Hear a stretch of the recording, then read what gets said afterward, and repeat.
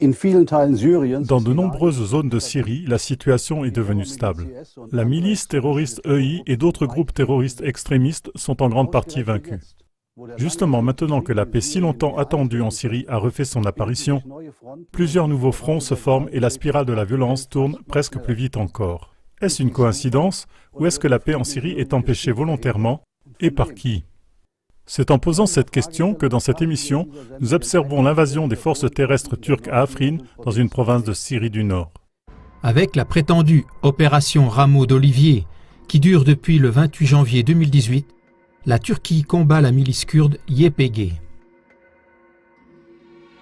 L'YPG se bat pour l'autonomie de la minorité kurde, une autonomie que le gouvernement turc veut cependant empêcher en désignant l'YPG comme une organisation terroriste. En cela, la Turquie est soutenue par l'armée syrienne libre qui combat contre Assad depuis 2011.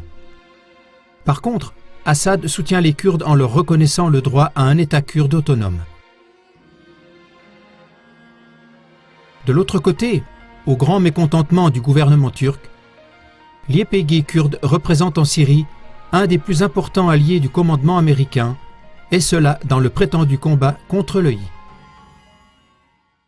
Mais pourquoi en est-on venu à l'invasion de la Syrie par des troupes turques, ce qui est contre les droits des peuples, et ainsi à des combats sur le territoire syrien, ce qui va clairement à l'encontre de la Charte des Nations Unies, interdiction universelle de la violence, article 2, numéro 4. Le déclencheur a été la décision du gouvernement américain d'implanter sur le territoire syrien, directement à la frontière turque, une armée YPG, forte de 30 000 hommes, équipée d'armes modernes censées combattre l'EI, d'après les communiqués américains. Mais à l'heure actuelle, l'EI est presque complètement vaincu. En plus de cela, il était prévisible que la Turquie n'accepterait pas à ses frontières une puissante armée moderne YPG. D'après les estimations de l'écrivain allemand et agent de l'ex-RDA, Rainer Rupp, le gouvernement américain vise uniquement avec cette manœuvre stratégique à diviser la Syrie pour arriver encore malgré tout à imposer le changement de régime à Damas, selon les buts géostratégiques du commandement américain. À ces nouveaux fronts se rajoute la menace du 13 février 2018 du président français Emmanuel Macron de procéder à des attaques militaires en Syrie s'il s'avère que le gouvernement syrien a utilisé des gaz toxiques. Le reproche des gaz toxiques n'est pas nouveau, surtout après le succès des troupes syriennes. Cependant, comme CLA-TV l'a précisé dans plusieurs émissions, il n'y a pas de preuve tangible de l'emploi de gaz toxiques par les troupes du gouvernement syrien. Conclusion. On est encore loin de la paix au Proche-Orient.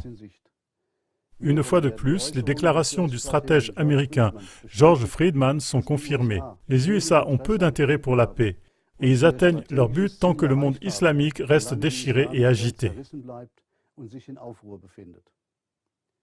La réalisation de cette sournoise stratégie américaine n'est possible que parce qu'ils sont couverts et soutenus par les gouvernements occidentaux et les médias dirigeants. C'est ainsi que les actions militaires du gouvernement américain et de l'OTAN, dirigées par les USA, qui vont clairement contre ce qui est convenu pour les droits de l'homme, l'interdiction universelle de la violence, ne sont pas clairement divulguées et encore moins sanctionnées.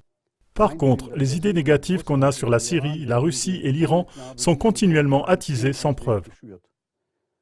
Le 4 mars 2018, la population suisse a la possibilité de participer à un référendum en se prononçant pour un oui clair pour l'initiative No Bilag, afin d'en finir avec les médias bellicistes et financés par la redevance obligatoire. Le 4 mars 2018, ce n'est pas seulement l'histoire de la Suisse, mais celle du monde qui va être écrite. Le 4 mars 2018, déposez dans l'urne un oui pour l'initiative No Bilag. C'en est fini de l'obligation de payer des milliards pour des informations unilatérales, des mensonges flagrants et de la propagande de guerre. Transmettez cela surtout aux personnes qui n'ont pas accès à Internet. Merci beaucoup.